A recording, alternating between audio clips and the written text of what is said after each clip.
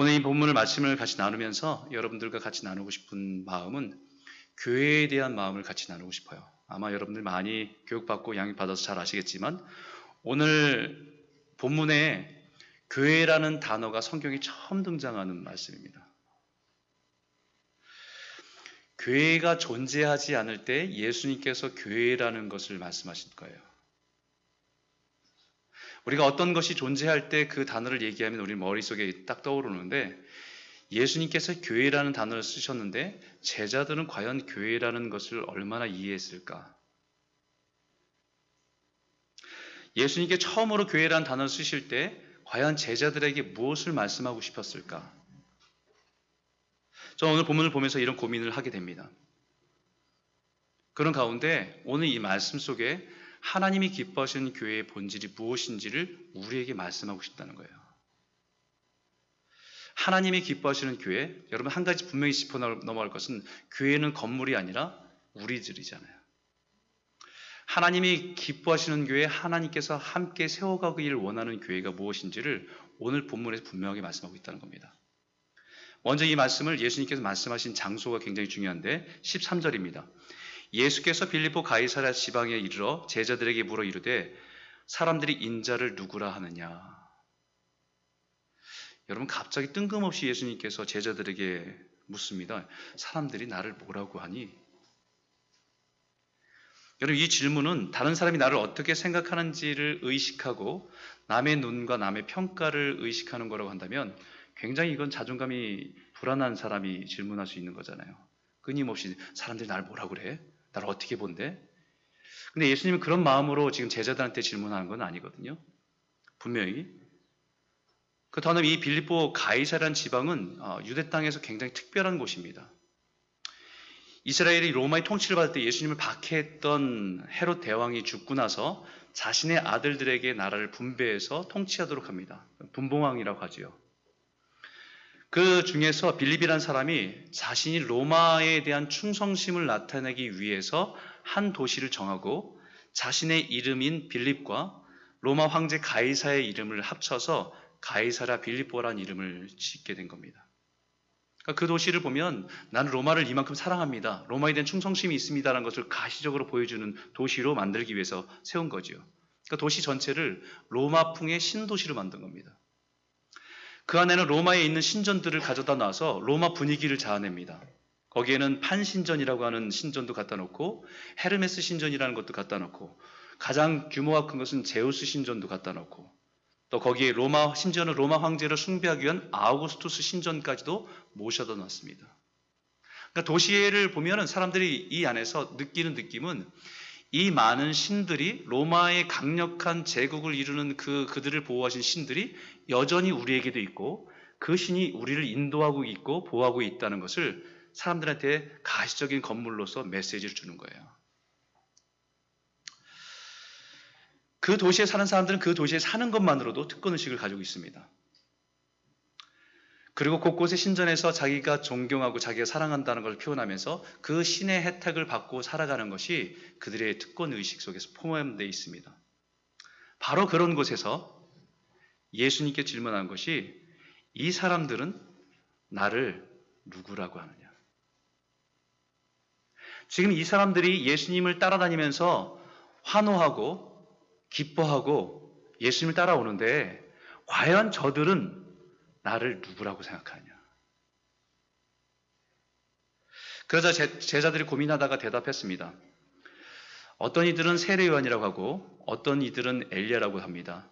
또 어떤 이들은 예레미야나 다른 선지자 중에 한 사람이라고 얘기합니다. 여러분 이 대답은요. 제자들이 대답할 수 있는 가장 칭찬받을 만한 대답이에요.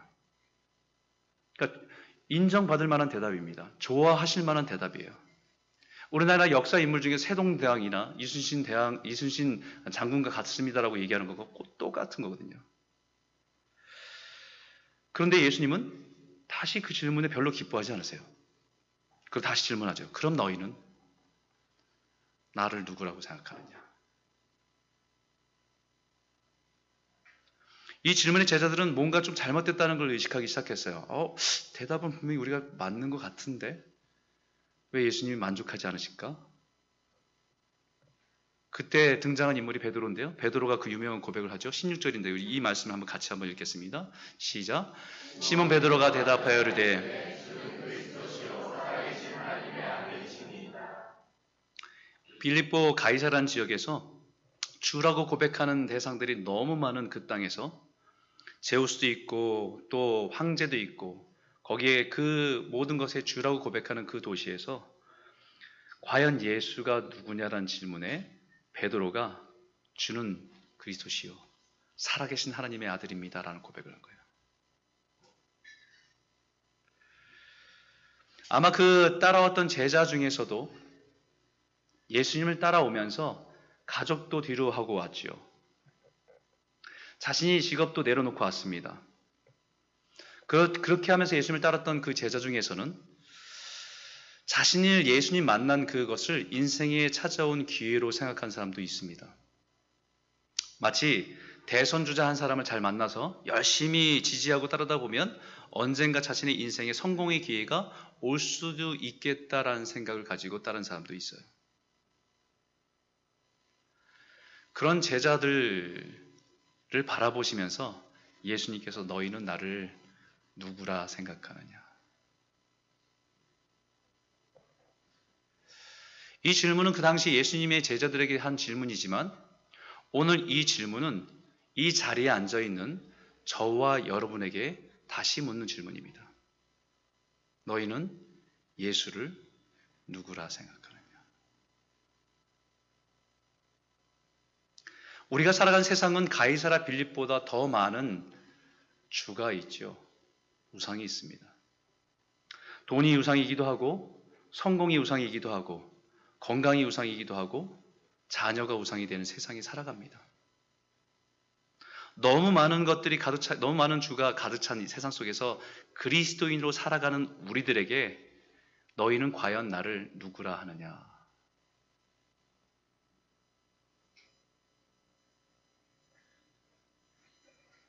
이 땅에 살아가면 나를 만족시켜주고 나를 행복하게 만들어줄 수 있는 것 많은 것들 중에 하나로 예수를 믿는 것인가? 정말 예수가 내 삶의 주되심을 인정하고 살아가는가? 많은 것 중에 하나가 예수가 아니라 정말 유일하신 분 당신이 내 인생의 주인이십니다라고 고백하는 것이 우리의 신앙인가?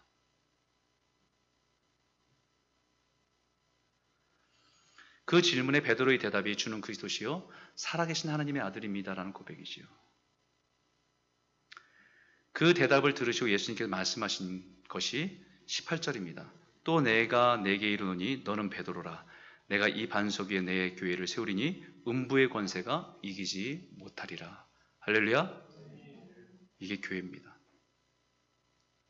첫 번째 여러분과 나누고 싶은 것은 교회는 이 신앙 고백 위에 세워져야 됩니다. 성도는 그리스도인들은 이 신앙 고백 위에 세워져 있는 사람이 그리스도인이고 성도입니다. 카톨릭은 이것을 베드로 위에 교회를 세운다라고 주장해서 베드로를 초대 교황으로 주장하고 교황의 권위를 절대적으로 만들었습니다. 근데 예수님께 말씀하신 것은 베드로가 아니라 베드로의 고백한 그 고백 위에 교회를 세우시고 성도를 세우신다는 말씀이에요. 우리의 신앙은 이 고백 위에 세워지는 겁니다. 교회는 이 고백 위에 세움받은 하나님의 성도들이 모인 곳이, 모인 공동체가 교회이기 때문입니다. 그렇기 때문에 교회에는 귀족도 있고요, 종도 있고요, 남자도 있고, 여자도 있고, 어린이도 있고, 노인도 있고, 창녀도 있고, 세리도 있고, 강도도 있고, 과부도 있고, 장애인도 있어요. 함께 할 수 없는 사람들이 모일 수 있는 유일한 한 가지는요, 주는 그리스도, 살아계신 하나님입니다라는 고백 위에 모인 공동체가 교회이기 때문입니다.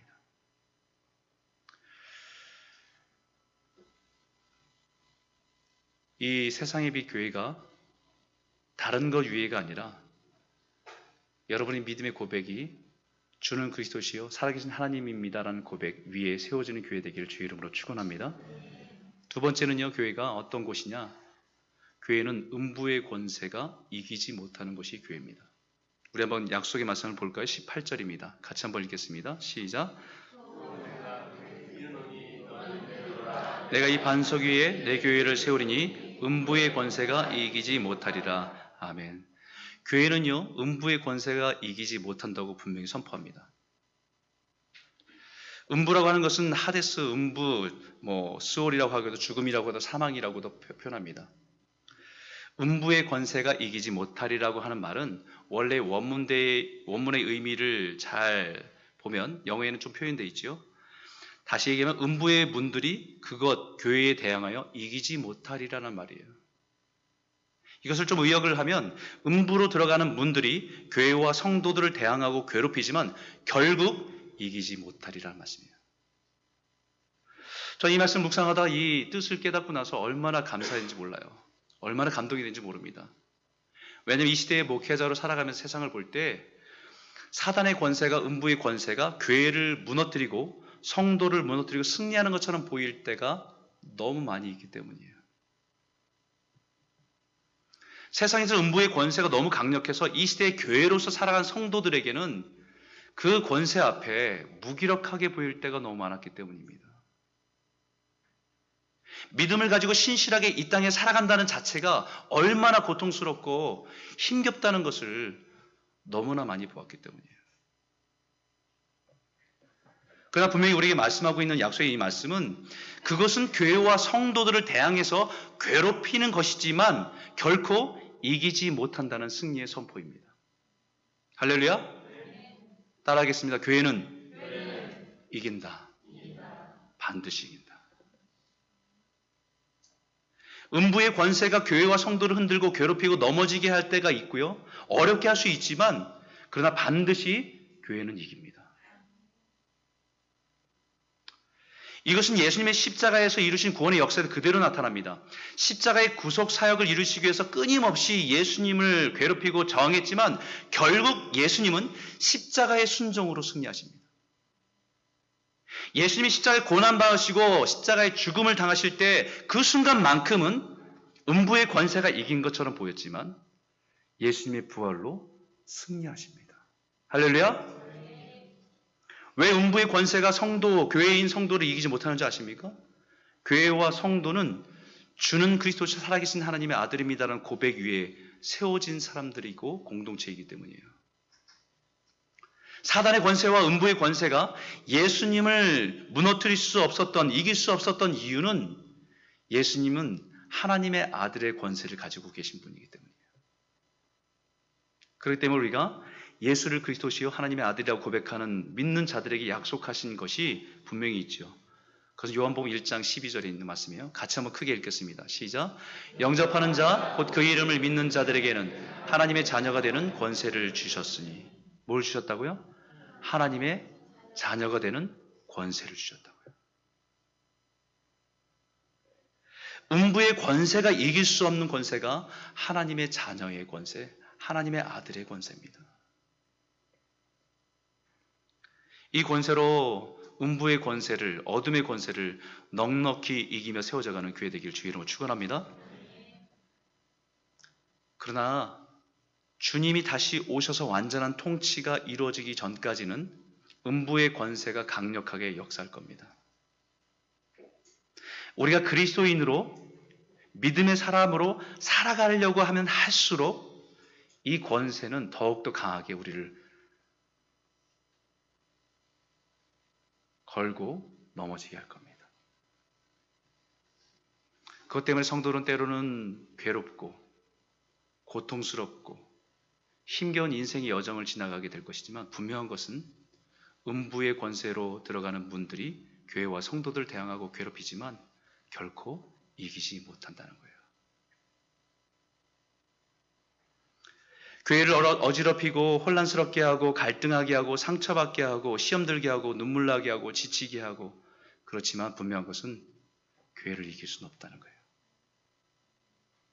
할렐루야. 그리고 다시 주님이 오실 때 우리에게 약속한 말씀이 있어요.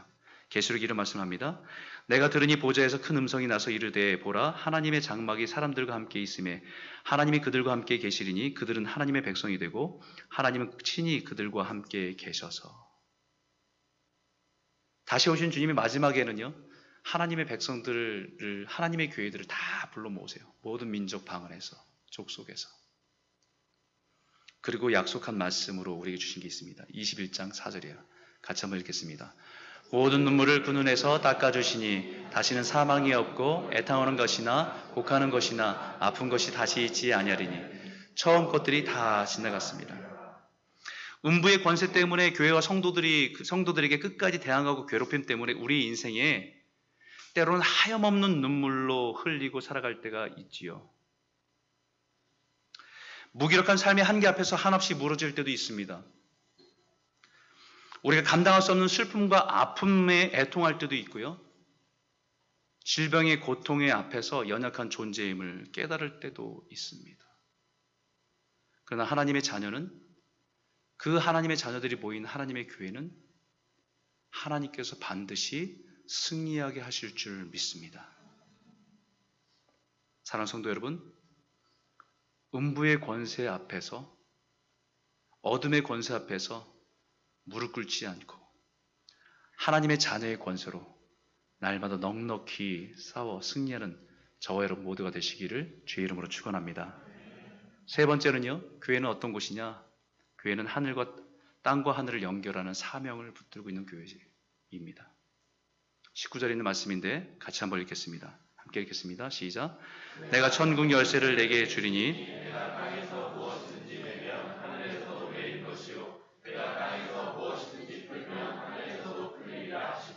아멘.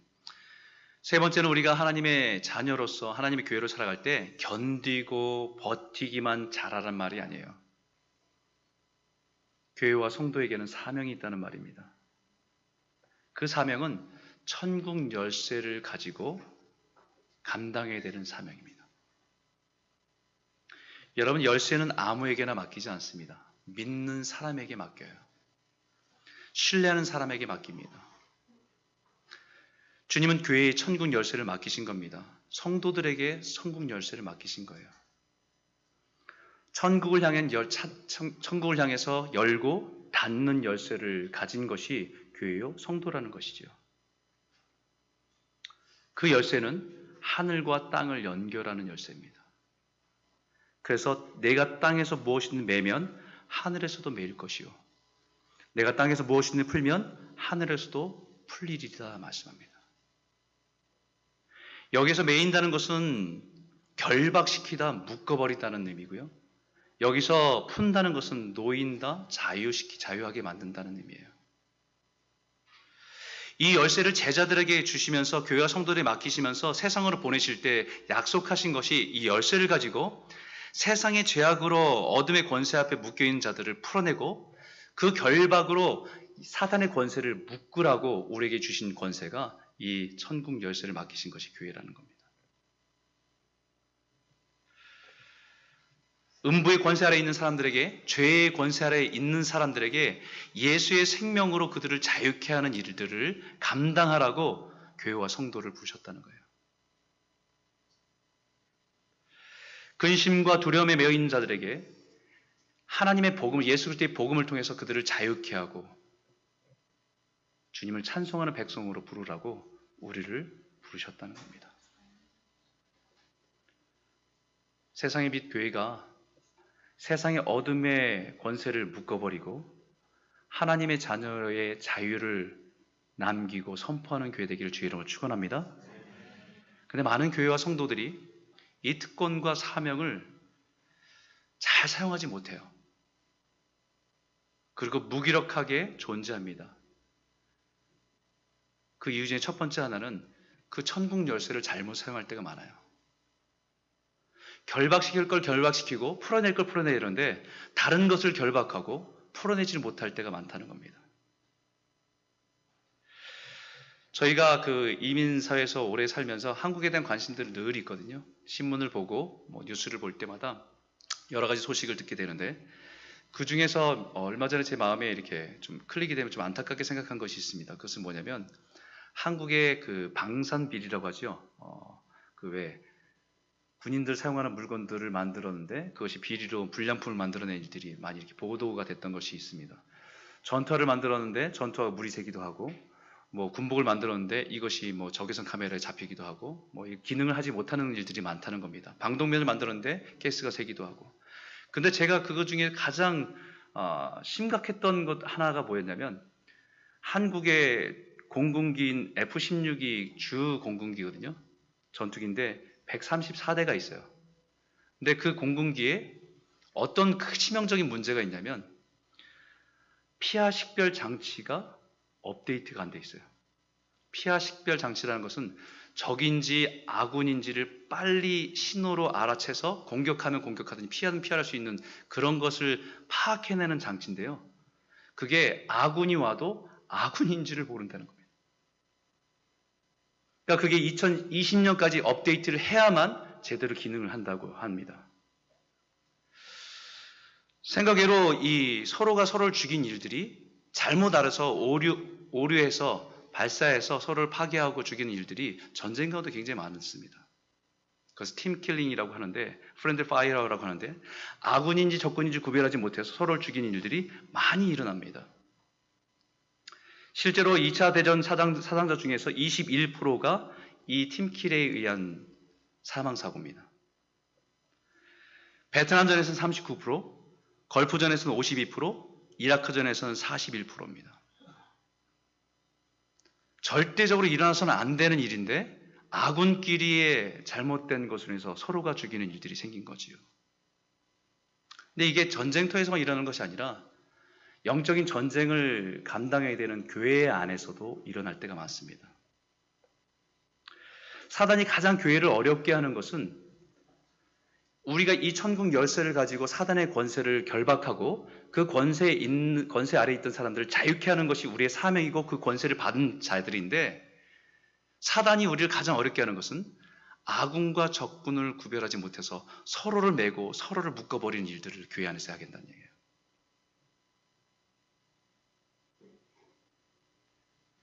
얼마나 사도 바울이 답답했으면요. 에베소 교회인들에게 이렇게 얘기합니다. 우리의 씨름은 혈과 육을 상대하는 것이 아니라고.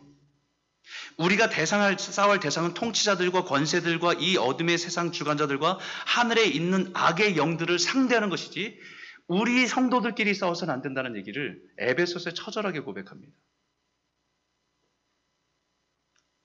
교회가 천국 열쇠를 가지고 사단의 권세에 묶여있는 자들을 풀어내고 그 권세를 가지고 있는 사단을 묶어내는 것이 교회의 사명이고 권세인데 그 사명을 감당하지 못하도록 막상 전쟁터에 나가지 못하도록 이 안에서 서로를 묶고 매이는 일들이 반복되게 하는 것이 교회를 무기력하게 하는 일들이에요. 저도 교회를 계속해서 10년을 지나왔습니다. 그러다 보니까 성장하는 타임들마다 기가 막히게 사탄은 사람들의 마음을 깨트려 놓고 서로를 적대시하고 갈등하게 만들어요. 이민사회에 있으면서 한국 조국을 바라볼 때마다 안타까운 것은요. 한국 교회의 이 깨어짐과 분리가 너무 심각하다는 겁니다. 진보와 보수, 젊은이와 어른들, 동과 서, 도시와 시골, 남과 여,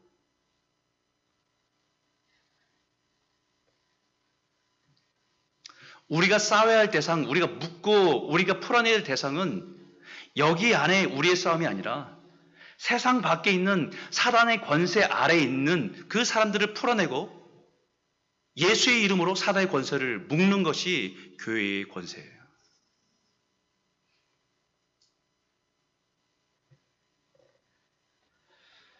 사단의 권세 관계 중에 가장 자성하는 것이 우리끼리 싸우도록 만드는 겁니다.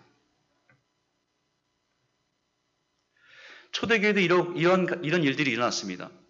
그렇게 아름답고 행복한 초대교회 모습들, 자기 것을 아끼지 않고 서로 나눠주고 필요를 채워줬던 초대교회 모습에서도 갈등이 사도행전 6장에 나타나기 시작해요.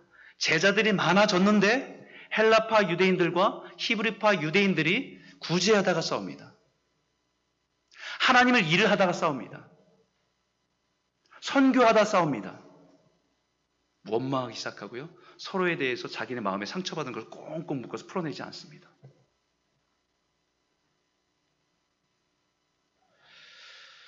사단은 오늘날도 똑같은 일을 합니다.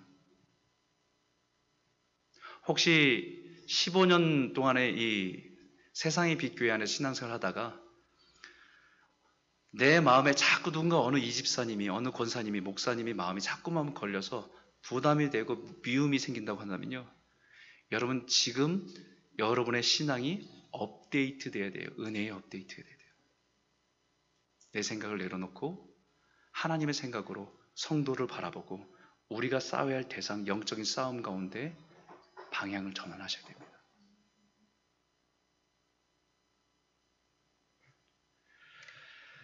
사단의 결박이 강력하게 역사할 때 그 결박을 끊어버릴 수 있는 강력한 힘은요, 용서입니다.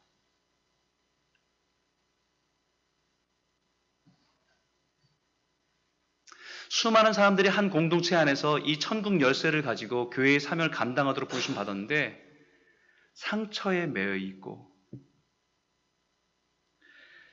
감정에 매이고 욕망에 매여서 정작 싸워야 할 때는 무기력한 교회와 성도들이 얼마나 많은지 몰라요. 그 결박을 끊어버리는 건요, 용서라고 하는 순종입니다. 용서는 내가 감정으로 따라와서 용서되는 감정이 다 왔을 때가 아니라 하나님이 명령하시기 때문에 용서란 걸 선포하고 하나님이 내 마음을 만지시도록 맡겨드리는 것이 용서입니다. 예수님께서 주기도를 통해서 우리에게 가르쳐 주신 것도 우리가 우리의 죄를 용서해 준 것처럼 우리를 용서해 주시옵시고, 그리고 마지막 십자가의 마지막 순간까지도 우리에게 가르치고 싶었던 것이 주님, 저들의 죄를 용서해 주십시오.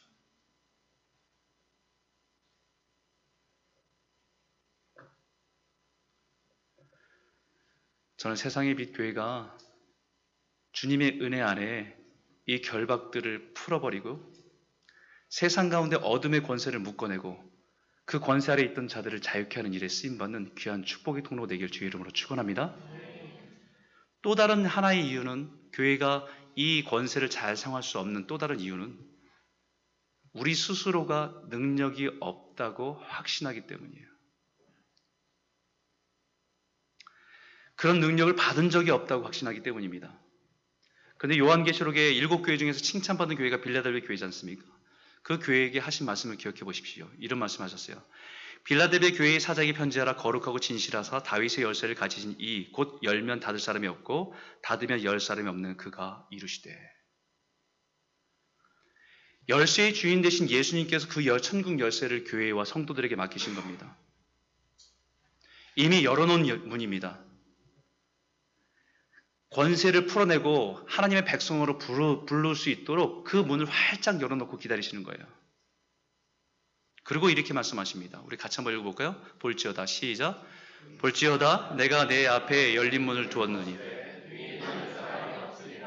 내가 내 행위를 아노니 내가 작은 능력을 가지고도 내 말을 지키며 내 이름을 배반하지 아니하였도다. 할렐루야. 이미 열어두신 문이에요. 그리고 그 문을 향해 세상을 향해서 음부의 권세 아래 있는 생명을 천국의 문으로 이끌라고 우리를 부르셨습니다. 근데 이 열려있는 문으로 나가려고 하지 않는 사람들이 너무 많다는 거예요. 왜요? 두려워서.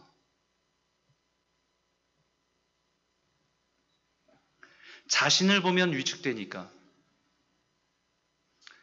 우리에게 능력이 없는 것 같은데, 우리는 작은데, 우리가 잘하는 것은 없는데, 우리의 한계를 보면 세상 앞에서 골리앗과 같은 여리고 같은 세상 앞에서 위축되기 때문에, 그래서 결국은 자기들을 위로하고 자기들끼리 좋아하는 모임이 되어버린 교회가 너무 많다는 거예요. 여기 작은 능력이라고 표현된 이 단어가 참 재밌습니다. 미크론이라는 단어인데요, 1m도 아니고요, 센티미터도 아니고 밀리미터도 아니고 밀리미터의 1000분의 1에 해당되는 단위입니다. 보이지 않죠? 밀리미터의 1000분의 1이면. 일부러 이 단어를 선택해서 표현하시는 거예요. 작은 능력. 성경을 아무리 찾아봐도 하나님은 사람의 능력에 대해서 칭찬한 적은 없어요. 하나님의 사람의 순종에 대해서 칭찬하신 적은 있습니다. 왜 그런지 아세요? 우리의 순종은 하나님의 능력을 담는 그릇이기 때문에요. 우리의 능력이 얼마나 대단한지 그것에 대해 관심 갖는 분이 아니에요. 하나님 우리에게 말씀하신 것을 순종할 때 하나님의 능력을 부어주시는 것에 관심 있는 분이기 때문입니다.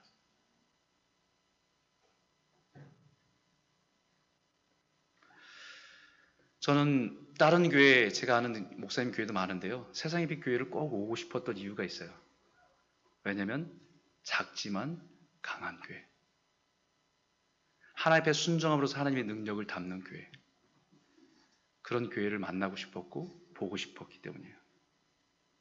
지금 이 시대의 많은 목회자들이 그런 교회를 보기를 원합니다. 많은 사람들이 자기가 가지고 있는 능력을 비교하면서 열등감에 빠지기도 하고 위축되기도 하는 이 사회에 능력이 아니라 순종할 때 하나님의 능력을 부어주시는 교회, 세상의 빛 교회가 그런 교회 되기를 주의 이름으로 축원합니다. 여러분들을 왜 하나님이 대한민국의 서울이라고 하는 가장 중심에, 서울의 가장 중심인 서초동에 이곳에 교회를 세우셨을까요? 이곳은 대한민국의 권력이 모이는 곳이고, 이곳은 대한민국의 돈이 모이는 곳이고, 이곳은 대한민국의 관심이 모이는 곳이에요. 어쩌면 가이사라 빌립보보다 더 많은 우상들이, 더 강력해 보이는 것들이 가득한 곳에 여러분의 교회를 세우실 겁니다. 세상의 눈을 볼 때는 작고 보잘것없어 보이지만 그 작은 교회 안에 하나님의 능력으로 하나님의 살아계심을 드러내기 위해서 여러분을 부르신 거예요. 전 여러분들의 교회가 계속해서 그런 하나님의 역사의 소식들, 순종의 소식들이 들려져 많은 교회들이 힘을 잃지 않고 소망으로 주님께 순종하는 길에 나아가는 그런 모범된 교회, 하나님 기뻐하시는 교회 되기를 주의 이름으로 축원합니다. 기도하겠습니다.